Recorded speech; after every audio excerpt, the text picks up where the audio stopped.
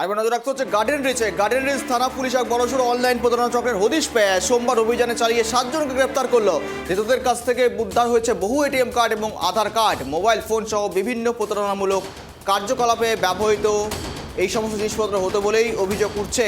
আর সেখানেই একটি মূলত গাড়িকে ধাওয়া করে সে গাড়ি থেকেই 4 জনকে গ্রেপ্তার করে পুলিশ। এই সমস্ত বিষয় নিয়ে আপডেট নেওয়া যাক। সঙ্গে রয়েছে অপ্রদীপ। আবারও একেবারেই গ্রেপ্তার 7 জন, উদ্ধার করা হয়েছে বেশ কিছু নথিপত্র। দিনের পর দিন শহরের বুকে এইভাবে অনলাইন প্রতারণা চক্রের পর্দাফাঁস বারংবার হচ্ছে। অপ্রদীপ,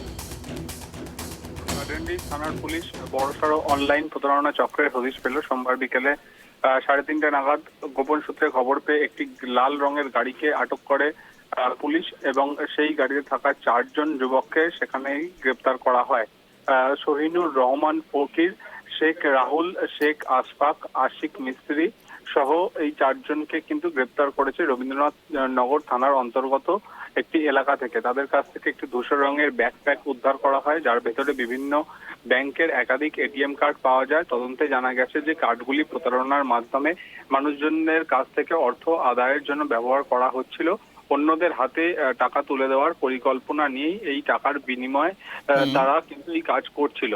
তদন্তে আরো 3 জনের নাম উঠে আসে, তাদেরকেও কিন্তু গ্রেপ্তার করেছে পুলিশ। তারা 3 জনই উড়িষ্যার ভদ্রক জেলার বাসিন্দা। ওই দিনই বিকেল 5:45 নাগাদ হাওড়া শিবপুর থানার অন্তর্গত একটি মলের সামনে থেকে তাদেরকে গ্রেপ্তার করা হয়েছে।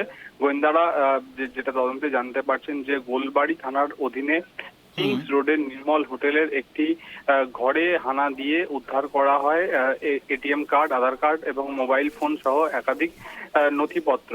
এই সমস্ত অভিযুক্তকে আজকে আদালতে পেশ করা হবে। যেটা কলকাতা পুলিশের তরফে দাবি করা হচ্ছে যে এই অনলাইন প্রতারণার ক্ষেত্রে এটা কিন্তু বড় সাফল্য কলকাতা পুলিশের। একদম ধন্যবাদ অপ্রদীপ সঙ্গে থাকার জন্য।